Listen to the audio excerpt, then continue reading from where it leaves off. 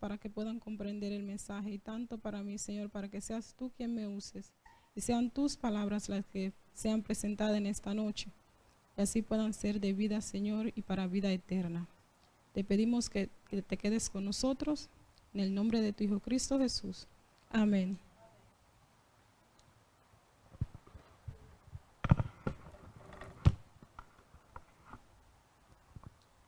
Creo que con el himno ya la prédica está lista, entonces creo que no debo de predicar, porque el himno lo dice todo. Cuando Dios me puso este tema en la mente, yo decía, pero Señor, yo no creo que puedo predicar este tema porque a mí me falta. Siento que me falta. Y estoy aquí temblando porque digo, Señor, ayúdame para que seas tú quien lo prediques, porque no es para que simplemente sea predicado, pero para que yo también lo pueda poner en práctica.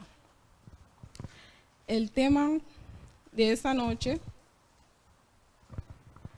vamos a comenzar con el tema, el versículo. El capítulo de meditación de esta noche queda en Juan 3:16, que todos nos lo sabemos de memoria, ¿verdad? ¿Cómo dice? Porque de tal manera amó Dios al mundo, que dio a su Hijo unigénito, para que todo aquel que cree no se pierda, mas tenga vida eterna. Amén. El punto que yo quiero tocar esta noche es el amor que Dios tiene para con nosotros. Ese amor el cual Él entregó a su Hijo por nosotros.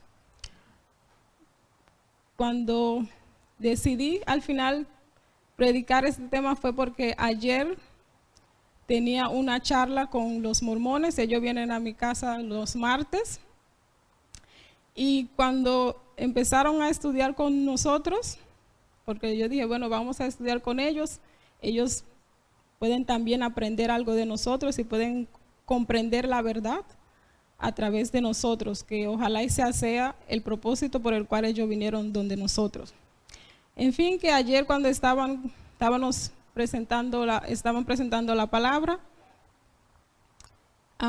uno de ellos me pidió para que leyera un texto bíblico, y cuando él dijo el texto bíblico, yo dije, oh Dios mío, tú quieres que yo predique de Juan 3:16, pero de tu amor, porque sobre eso era lo que estábamos charlando ayer.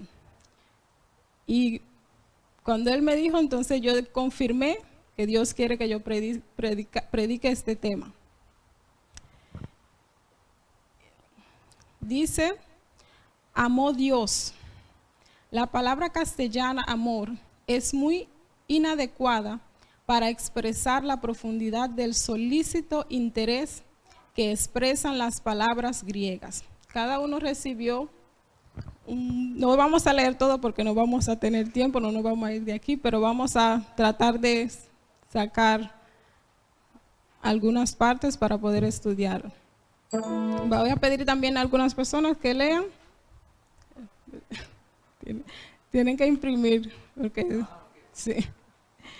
sí, dice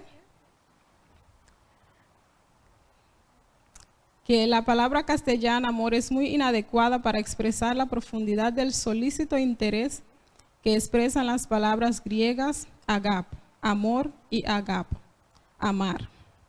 El amor es el atributo resaltante del Creador respecto a sus criaturas. Es la fuerza predominante en el gobierno divino. Dios es amor. No vamos a leer todos los textos, pero cuando estén en casa lo pueden leer, así pueden tener una mejor comprensión. Dice, Juan se refirió a sí mismo como aquel discípulo a quien Jesús amaba, es decir, el que era más amado.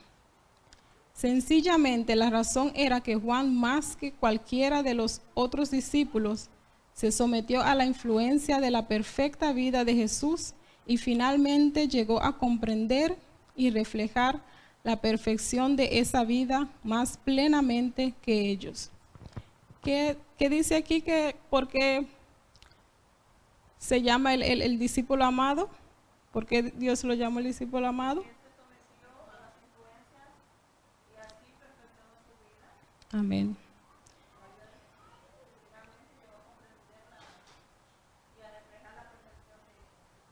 De Jesús. Eso es lo que Jesús quiere, que nosotros nos sometamos, y a veces, muchas veces, mejor dicho, no lo hacemos y por eso estamos falta de amor. Dice: Juan estaba mejor preparado que los otros discípulos para apreciar la magnitud del amor divino y para explicarlo a sus prójimos. Esto intenta hacerlo en capítulo 3, versículo 16. De tal manera amó Dios al mundo, que envió a su Hijo unigénito para que todo el que cree en Él no se pierda, mas tenga vida eterna. Dice, esto intenta hacerlo, y exclama a gran voz, exclama otra vez, dice: mirad cuál amor nos ha dado el Padre. Le faltaban palabras para expresar la profundidad de ese amor eterno e inmutable. Y Juan sencillamente invita a los hombres para que lo miren o contemplen. La expresión suprema del amor divino es la dádiva que hizo el Padre al entregar a su propio Hijo, mediante el cual se hace posible que seamos llamados hijos de Dios. Nadie tiene mayor amor que este, que uno ponga su vida por sus amigos. Dice, el amor es genuino solo cuando está en acción. El amor de Dios por los pecadores lo indujo a dar todo lo que tenía por la salvación de ellos. La esencia del amor es sacrificar el yo en favor de otros. El egoísmo es la antítesis del amor. ¿Cuál de nosotros va a dar a su hijo o se va a dar a sí mismo por su hermano? Ninguno de nosotros lo hacemos, pero tenemos que llegar a ese punto en el cual lo podamos hacer, porque es lo que Dios nos está exigiendo. Como Dios dice, ama a tu prójimo como a ti mismo, ¿no? Que es el más grande de los 10 mandamientos, porque resume todo al final, ¿no? Vamos a buscar en 1 de Corintios, capítulo 13, versículo 1 al 8.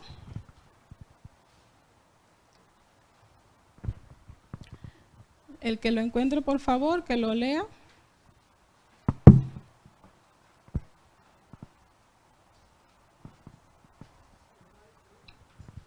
Primera de Corintios, capítulo 13, versículo 1 al 8.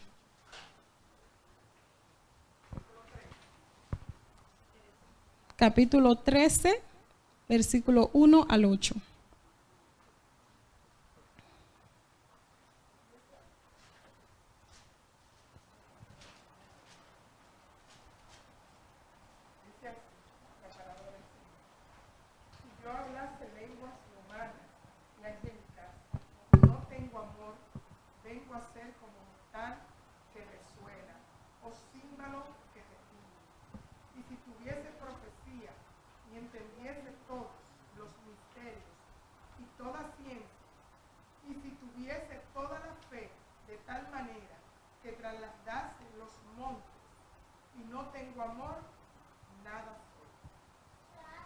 Repartiese todos mis bienes para dar de comer a los pobres, y si entregase mi cuerpo para ser quemado y no tengo amor, de nada me sirve. El amor es sufrido, es benigno. El amor no tiene envidia. El amor no es jactancioso, no se envanece, no hace nada indebido, no busca lo suyo, no se irrita, no guarda rencor, no se goza de la injusticia, mas se goza de la verdad. Todo lo sufre, todo lo cree, todo lo espera, todo lo soporta. El amor nunca deja de ser, pero las profecías se acabarán y cesarán las lenguas y la ciencia acabará. Amén. Gracias, hermana. cuando estaba leyendo este capítulo, se me reflejaba, o sea, yo me veía lo que me faltaba, ¿no? Y decía, Señor, tengo que trabajar más sobre mi carácter, porque soy muy tosca, no un poco, pero muy tosca. A veces cuando me preguntan algo y no contesto de muy buena manera, entonces le pido a Dios que me ayude con eso y le pido a mis hermanos que oren por mí también, para que Dios pueda hacer su obra en mí. Amén. Vamos ahora a pasar en algunos de los puntos para poder ampliar el capítulo.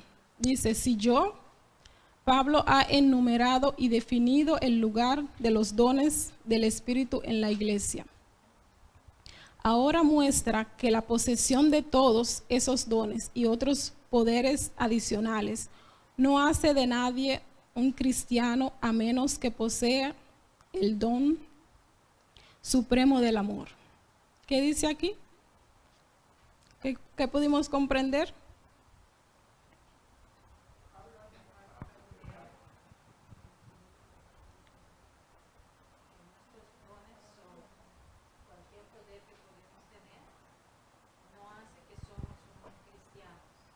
Amén.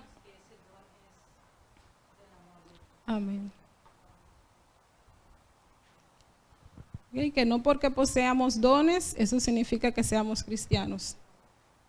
Tenemos que tener amor para entonces poder ser llamados cristianos. Dice, este hermoso poema en prosa ha sido llamado lo más grande, más intenso y más profundo que jamás escribiera Pablo. Aquí se presenta la naturaleza del amor, su valor y duración eterna en comparación con los dones transitorios. En este capítulo se continúa tratando el tema comenzando en el capítulo 12, los dones espirituales. Pablo ha hecho 773 notas que de los diversos dones espirituales fueron conferidos con el fin de hacer progresar la edificación y el bienestar de la iglesia. ¿Para qué fueron los dones?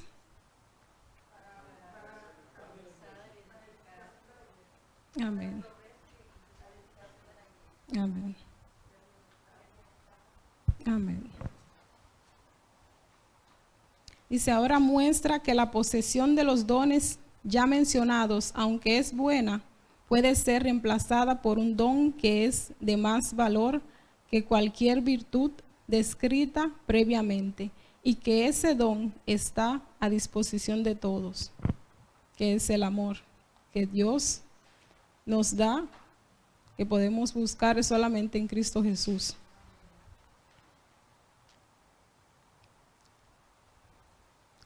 Hermana Melis, ¿puede leer las lenguas humanas, por favor?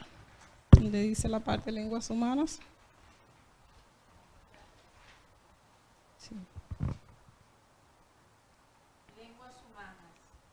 Esto podría ser una referencia al poder de expresión de que disponen los oradores más excelentes y mejor dotados de los hombres, o a los muchos y diferentes idiomas que se hablan en las naciones. Si al orador le falta amor, una de las características básicas de Dios, su elocuencia superior o su habilidad para expresar en idiomas, es tan inútil para la promoción del reino de Dios como los ruidos sin sentido de cualquier trozo de bronce o de un címbalo que retiñe vanamente. Amén. A pesar de que podamos presentar la palabra de la magnitud que sea, podamos ser elocuentes y todo, pero si no tenemos amor, no tenemos nada y no somos nada. ¿Usted me puede leer Angélicas? ¿No? El hermano César, donde dice otro día, no importa, tranquila. Tranquila.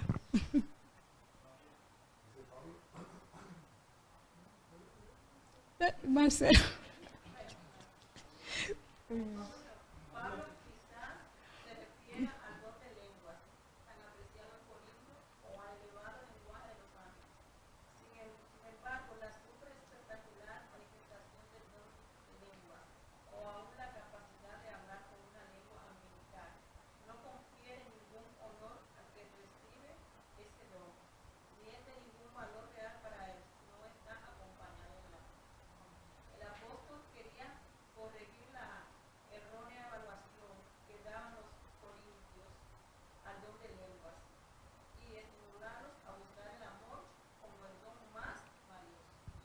Amén.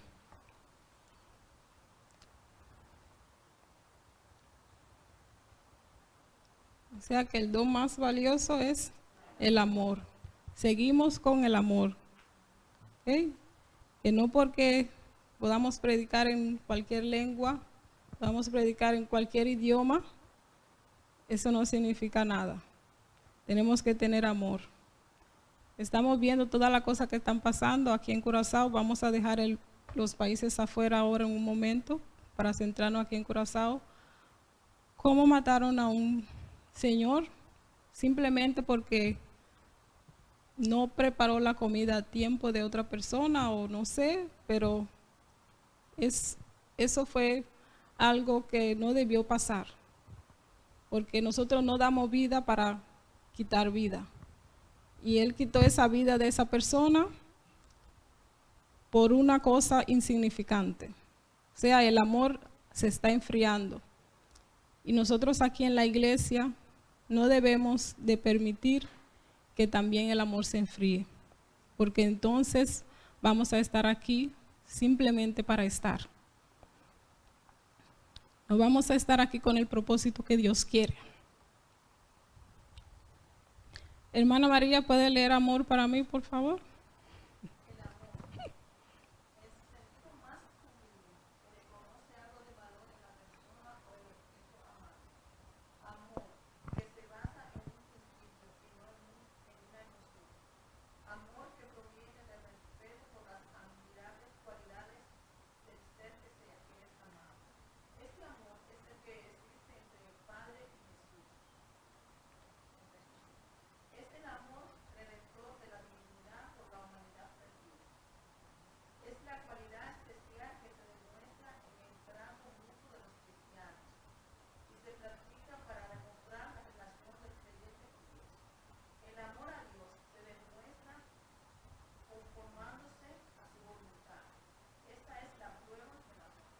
Amén. Dice que el amor que se basa en un principio y no en emociones. En un principio, ¿por qué? Porque decidimos amar. No es un sentimiento que sentimos, como decimos, sentimos cosquillita en el estómago, sino es algo que nosotros tomamos la decisión de voy a amar a mi hermana Hilaria. Y eso nos lleva a que, a pesar de que yo tenga mis diferencias y la hermana Hilaria tenga sus diferencias, perdone que use su nombre, tenemos que amarnos. ¿Por qué? Porque es un principio. Porque aunque sucedan cosas que no están bien, pero tenemos que pensar, puede ser que le pasó algo a mi hermana, o mi hermana piensa, puede ser que me pasó algo a mí, pero siempre amarnos y no permitir que nuestro amor se enfríe y que lleguemos al odio, porque no, eso, Dios no quiere eso, eso es del enemigo. Bueno.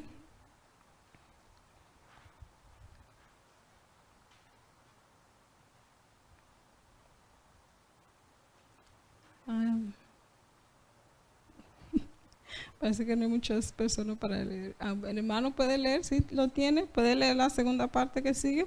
Dice la palabra caridad. Después.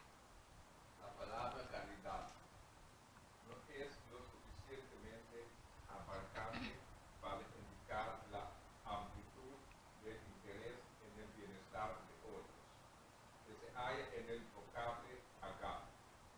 Caridad podría sin duda implicar la idea o concepto que se reduce a una ayuda material. La palabra amor es muy superior, debe entenderse teniendo en cuenta todo lo que se dice de ella en este capítulo. Este amor agape no debe confundirse con lo que a veces se llama amor, sentimiento enfermizo y emocional, que tiene su encuentro en el yo y en los deseos egoístas. Pero acá enfoca el interés y la preocupación en otros y produce una conducta correcta. Amén. La iglesia de Corinto había sido muy perturbada por discordias, internas que producieron bandos y antagonismo. Capítulo 1. Algunos se jactaban de sus cualidades y dones superiores. Este capítulo muestra que la posición de diversos dones del Espíritu de nada vale sin el individuo. si el individuo está provisto de amor. O sea que podemos hacer 1001 obra misionera, podemos dar ropa de todo, pero si no tenemos amor, de nada vale. ¿Quién puede leer profecía? Hermana.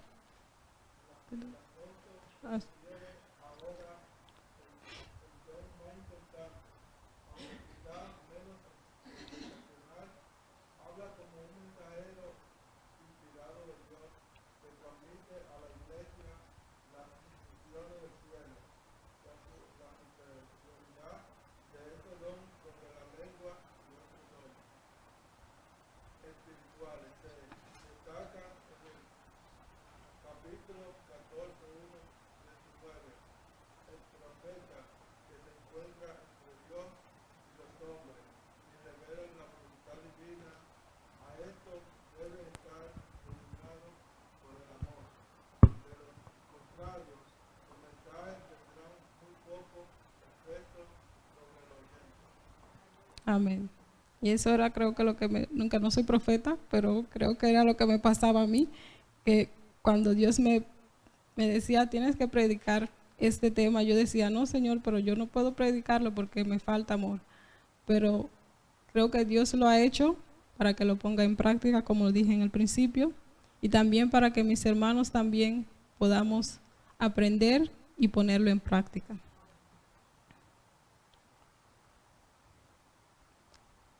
Hermana Iris, ¿puede leer Misterios? El pecado ha debilitado las facultades de la mente humana. La capacidad del hombre para entender las maravillas de la vida, tanto naturales como espirituales, es muy inferior a lo que originalmente Dios quiera que tuviera. Se necesitan largos intensos estudios se necesitan largos e intensos estudios e investigación para que los hombres puedan descubrir los secretos de la naturaleza. Pero Adán los entendía fácilmente antes de que pecara. La mente no convertida y dominada por el pecado no puede comprender las cosas de Dios. El pecado ha producido un cambio completo en la naturaleza espiritual del hombre, por lo cual su proceder es diametralmente opuesto al del infierno. Dios ha querido conveniente revelar a los profetas la forma como actuar su voluntad en favor de los hombres. Y aquellos tienen a su vez la orden de instruir a los demás en cuanto a su relación con Dios y sus propios. Amén. En Amos 3:7 sabemos que lo que Dios dice, que Él no hará nada sin revelarlo primeramente a sus siervos los profetas, ¿no? Y eso es lo que Dios hace con nosotros a través de su palabra, que nos revela su palabra a pesar de que estamos en pecado y que nuestra mente no está apta para comprender la palabra de Dios. Pero cuando nos sometemos a Dios, Él puede hacer eso posible de dejarnos comprender su palabra. La hermana Hilaria, ¿puede leer nada?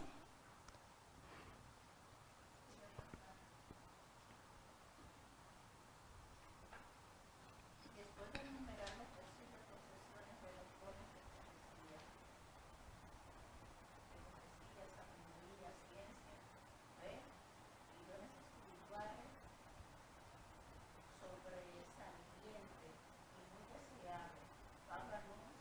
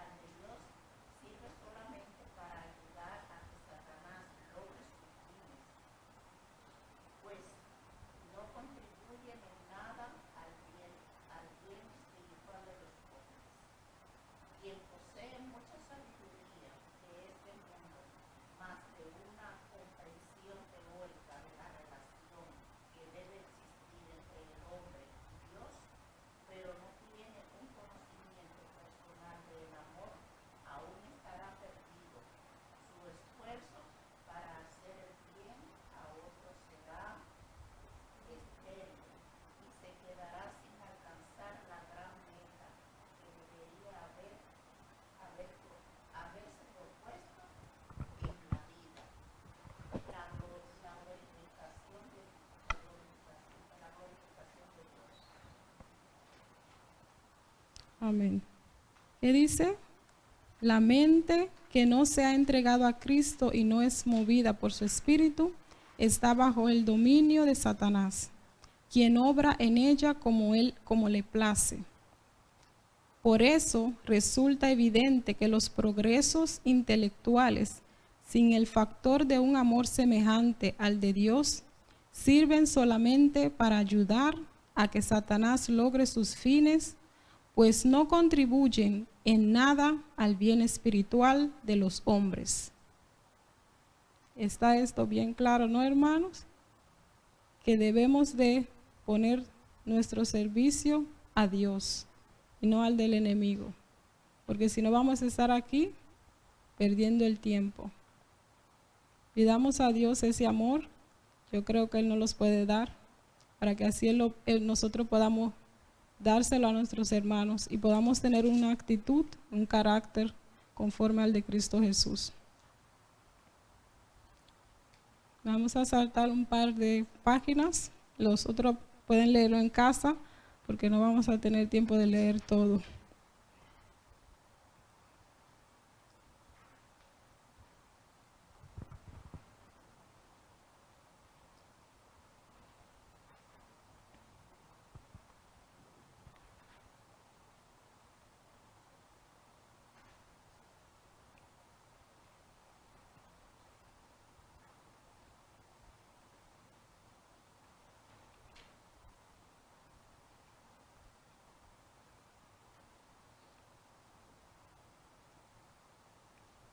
Vamos a leer donde dice no se irrita.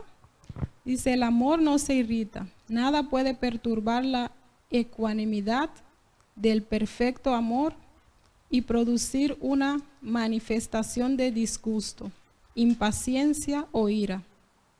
Al cristiano que sabe que el yo, el corazón natural, se opone a la voluntad de Dios, pero se ha entregado al Señor y está muerto al pecado, nada puede irritarlo o disgustarlo. Sencillamente entrega todas las cosas en manos de Dios con la seguridad de que no importa qué suceda, está bajo el cuidado del ojo amante y atento de aquel que rige todas las cosas para bien del que confíe en él. Cuando estaba leyendo esta parte, pensé en el hermano César, porque el hermano César cuando dice ser humilde es estar ahí abajo, o dice la palabra de Dios, y estar gozosos. Yo digo sí, es verdad, pero no lo hacemos.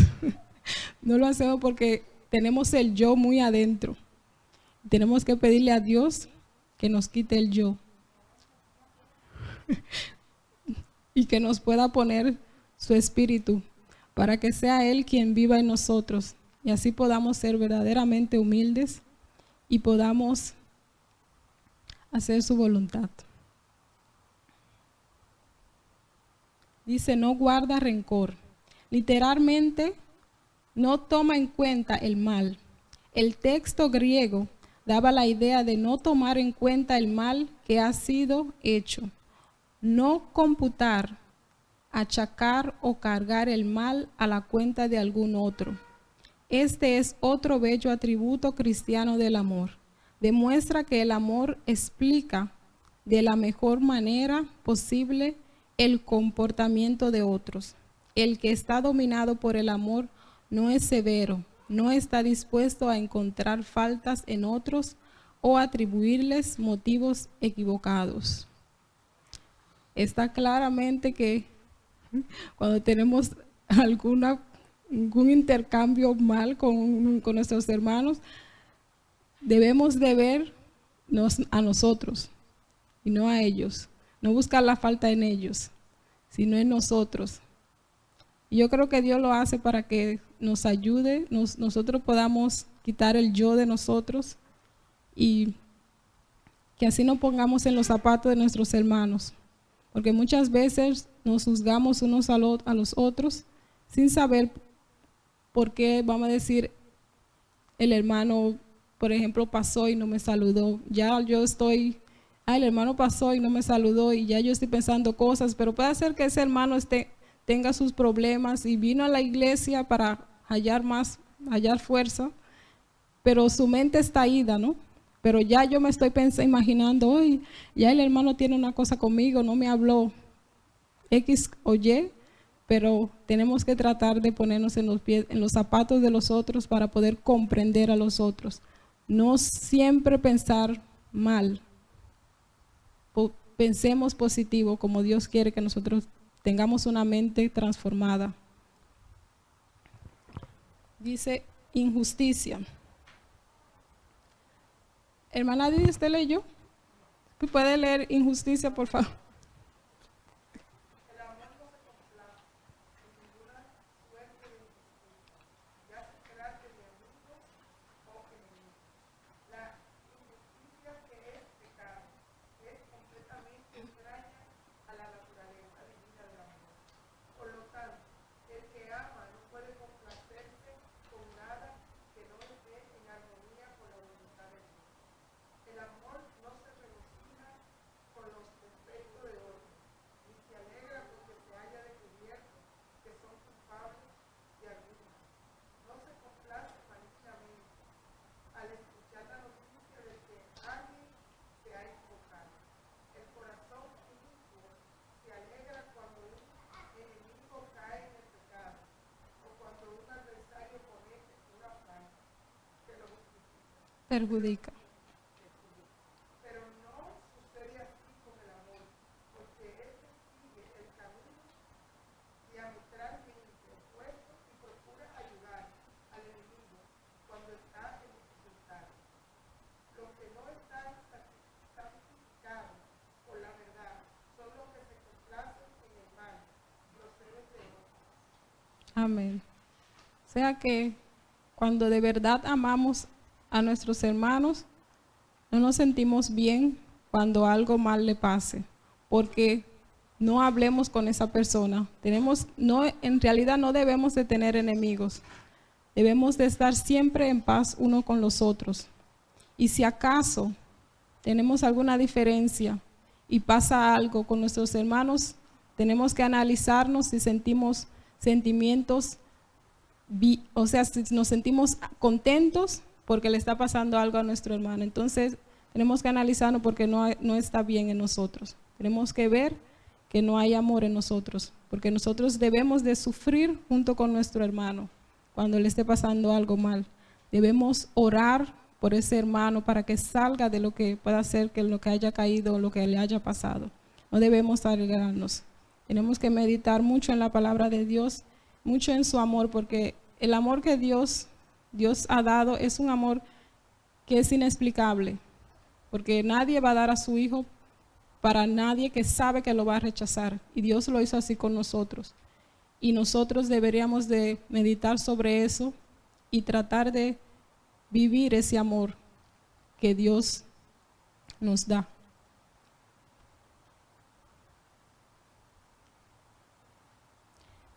Lo sufre, dice, cubrir, proteger, resistir, soportar.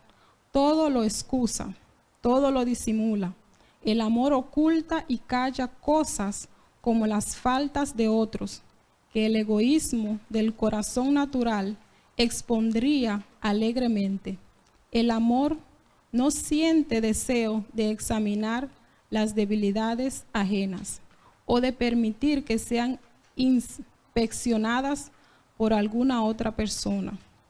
Tenemos que no hablar cuando un hermano falla.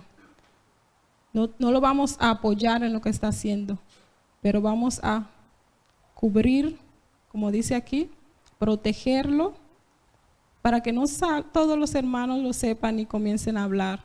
Tampoco para que los que están allá afuera sepan lo que está pasando ese hermano. Eso es lo que dice la palabra, que es lo que hace el amor. Todo lo cree.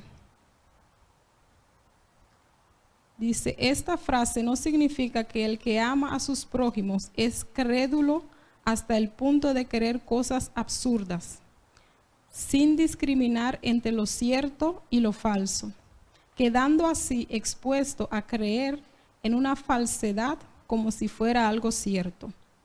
Lo que el amor está dispuesto a hacer es de interpretar la conducta ajena de la mejor manera posible, adjudicando buenos motivos a otros. Esta es la actitud natural del amor, porque procura hacer felices a otros.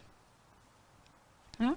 Procura hacer felices a otros, no se ve a sí mismo, pero trata de hacer feliz a su prójimo.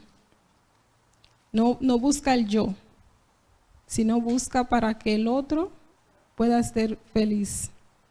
Eso fue lo que hizo Dios, que mandó a su Hijo para que nosotros podamos tener vida eterna y podamos ser felices a pesar de que caímos en pecado. Dice, no cree cualquier cosa en perjuicios de ellos, a menos que haya una evidencia irrefutable. El amor en relación con Dios cree sin preguntar todo lo que la voluntad divina le revela al hombre. No tiene dudas acerca de la palabra de Dios y de las instrucciones divinas. Todo lo acepta y obedece con gratitud. Amén. Vamos a leer todo, lo soporta. ¿Quién puede leerlo para mí? Lo soporta. El amor soporta serenamente todas las dificultades, pruebas, resoluciones e injurias de origen humano. Todos los ataques que pisa Dios, de que es conveniente permitir que haga el accesar. Esta afirmación acerca del amor demuestra la infinita paciencia que posee el que siempre está regido por el amor. Soporta pacientemente el extraño comportamiento de otros que se ha calculado para herirlo o molestarlo, pues ve en sus prójimos almas por los cuales murió Cristo, almas que son descarriadas por Satanás y, por lo tanto, deben ser compadecidas y ayudadas antes que condenadas o tratadas ásperamente. El amor, que es la perfecta expresión de la ley de Dios, obra consecuentemente para el mayor bien posible de otros y, por lo tanto, está preparando para considerar la conducta desfavorable de otros con una paciencia comprensiva y una simpatía inspirada por Dios. Amén. Con esto quiero concluir que el amor todo lo soporta. Si en verdad tenemos amor, debemos de soportar. Que cuando mi hermano me pise el pie, reírme y no hablarle mal o contestarle con una grosería o pisarle el pie también. Me pongo hielo, como dice la hermana Didi. Pidamos a Dios, hermanos, que podamos tener este amor en el cual podamos soportarnos unos al otro, como lo dice la palabra de Dios, y podamos comprendernos unos al otro. Amén. Vamos a tener una palabra de oración para poder concluir. Ana Melis, ¿puede orar?